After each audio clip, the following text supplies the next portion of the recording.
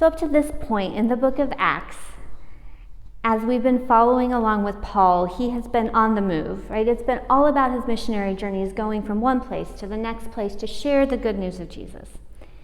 He's moving around, and then suddenly in chapter 21, he's stopped in his tracks. He's arrested, and he remains in Roman custody, though they move him around a little bit, but he remains in Roman custody for the rest of the book of Acts through chapter 28. So Paul's speech to King Agrippa that we heard today takes place in chapter 26, which is kind of in the middle of this time of Roman captivity. And I wanted to take a couple minutes to just back up and fill you in on what has happened to this point. So Paul's arrested at the temple in Jerusalem in chapter 21. He's taken before the tribune, which is a Roman official, defends himself. Part of his defense there is his story of his conversion on the road to Damascus. The tribune decides that he needs to be flogged, but as they're getting ready to beat him, Paul reveals that he is in fact a Roman citizen, which causes a kerfuffle because they were not allowed to beat Roman citizens. So instead of beating him, they take him to the Sanhedrin, the council of priests and Jewish leaders, where Paul, in his defense speech, manages to cause a big fight between the Pharisees and the Sadducees. And so the tribune orders Paul to be taken back to the barracks so that he can be safe and not caught in the middle of this fight. As a result of Paul's speech to the Sanhedrin, some of the Jews concoct this plot to kill him. But Paul's nephew finds out about the plot, tells the tribune about it, and so they whisk him off to Caesarea to protect him from the Jewish leaders that want to murder him. Paul then in Caesarea defends himself before the governor, Felix, who just keeps Paul in custody for fun, I guess, for a couple of years, and eventually Festus takes over from Felix, and Festus decides he'll just keep Paul in custody too because he knows it would upset the Jewish leaders if he released Paul. Now, what the Jewish leaders want is for them to send Paul back to Jerusalem, but Festus says, no, if you want to accuse Paul, you come to Caesarea. Paul appeals to the emperor, hoping to use his Roman citizenship to his advantage. And then that's when we have King Agrippa and Queen Bernice come to Caesarea. Festus fills them in on the whole situation, and then in today's reading, they are in the audience room. Paul is speaking to King Agrippa primarily, but there are lots of people gathered there, prominent citizens, military people from the community. And he again begins his defense with this story of his conversion on the road to Damascus. And then we get to the part we heard today. And I imagine we don't quite get the full effect of Paul's speech, reading it 2,000 years later, but it must have been very impassioned and intense because Festus, who is a politician, who we can assume has sat through all kinds of ridiculous speeches, he feels the need to exclaim in the middle of Paul's speech, right? You are out of your mind, Paul. So I'm reading this book right now by Lee Smith. She's one of my favorite authors. It's called Guests on Earth. And it's narrated by a young woman who spends a lot of time at a Highland mental hospital in North Carolina in the 1930s and the 40s. Her name is Evelina, and she is sent there after she quits eating because of some trauma she's experienced when her mother died by suicide. There's another resident at the hospital named Zelda Fitzgerald, who you might have heard of. She's borrowed from real life and is thought to have suffered from mental illness throughout her life. Now, Evelina's almost boyfriend, Robert, is clearly on the autism spectrum, and another good friend, Jinx, it becomes evident suffers from post-traumatic stress disorder because of some abuse that she has suffered. Now, the terms, of course, autism and PTSD were not used in mental hospitals in the 1940s, right? At this high-class progressive hospital where Evelina is sent, people are treated with insulin injections and shock therapy and gardening duties because it is a progressive hospital. And there's no distinction here between people with developmental disabilities or people suffering from acute trauma or acute grief, or people who have PTSD, or people who have an illness like schizophrenia, or people, especially women, who just are not fitting in and following the rules society wants them to follow. You are out of your mind, Paul. It's not too difficult to see how Festus might have come to this conclusion. If Paul had lived in the early 20th century, he likely could have been sent to Highland Mental Hospital.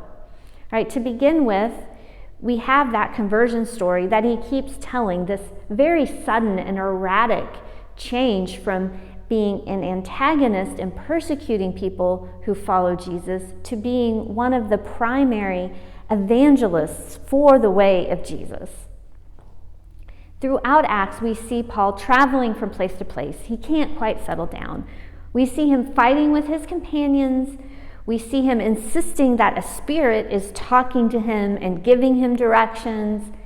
And he's making some pretty wild claims about some guy from Nazareth who was crucified. And then, just if we focus on today's passage, Paul isn't really acting the way we would expect a person to act when they are facing possible execution. Right? He's still talking about hearing voices and seeing visions. He mentions twice in just 3 verses about how God sent him to the Gentiles, and this is the exact claim that has almost gotten him killed before. When the governor claims that Paul is out of his mind, Paul insists that he's not insane. Most excellent Festus.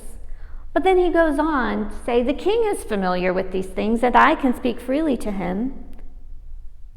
No, you can't. You can't speak freely to a king. I mean, I don't really talk to kings that much, but I'm pretty sure that's not how it works. Paul does not show proper deference to the empire that literally is holding his life in its hands. Even though Agrippa is technically a Jew, he is both under the authority and exercising the authority of the Roman Empire. He has no doubt worked hard to prove his loyalty to Rome in order to get this esteemed position, and he's certainly not going to throw all that away on some little random guy named Paul. Then Paul reminds the king of his Jewish identity. He says, King Agrippa, do you believe in the prophets? I know you do. Right? Agrippa is Jewish. He's an enforcer of the imperial power, but he's still Jewish. And Paul is pushing it. He does seem a little bit crazy in the way he confronts Agrippa, but the king has thick skin, right? He kind of laughs it off. He's like, oh, do you think in such a short time you can persuade me to become a Christian? Short time or long time, says Paul, I pray to God that not only you, but all of these people will be like I am, except for these chains. Yeah, Paul seems a little bit off. Festus calls him crazy. In a letter that he writes to the church in Corinth, Paul uses the term foolish. He writes that the message of the cross is foolishness to those who are perishing, but to us who are being saved, it is the power of God. And he writes that God chose the foolish things of this world to shame the wise. This is something Jesus is well known for, right? To turn things on its head. The first will be last, and the last will be first. And Paul is pulling a page right out of that playbook. Because if the wise are shamed, then are they really wise? And if the cross is salvation, is it foolish? When Festus exclaims that Paul is out of his mind, it makes me start to wonder about who is actually acting irrationally. Who is really crazy in this particular situation? Is it the man speaking passionately about his beliefs, or is it maybe the people in the room who have exchanged their faith and their passion for the privilege of empire? The people working for the empire that oppresses them. The people who are stuck with this guy named Paul in their prisons, even though they know he doesn't deserve to be there, but because they have to serve this system. I don't, in this conversation, want to deny or minimize the fact that some people do suffer from actual mental illness, that there are biochemical realities that cause people to see things that aren't there, to suffer very deep anxiety and depression, to interact with the world in ways that they wish they wouldn't. We need to acknowledge and address mental illness for sure. And it is true that for centuries, people have been labeled as crazy simply for not going along with social expectations, when in reality, society has a lot of expectations that we should not be going along with. And the more crazy the society is, the less crazy we are for not following those expectations. I mean, in case you haven't picked up on it from the gospel stories and from our journey through Acts, the first century Roman Empire was kind of a mess. And our current situation in the 21st century American Empire, being faithful often looks crazy. It often doesn't make sense in context. It can put us in positions that are dangerous or that are just out of step with the people around us. And that, I think, is one of the reasons God gave us the church. Paul may be called crazy in the audience room with the Roman governor and all the Roman elites, but he is well received and loved by the people in the churches. He is respected and understood by the people who are also struggling to follow the way of Jesus in the Roman Empire. Friends, as COVID-19 keeps going and the elections are full steam ahead, it seems that our world will be a hot mess for a while. So when you hear that voice, that may very well be your own voice, exclaim, "Are you out of your mind?"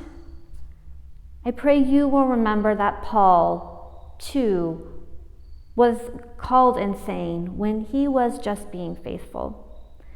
I pray you will remember that the message of the cross, the way of Jesus, is foolishness to those who are committed to the way of death.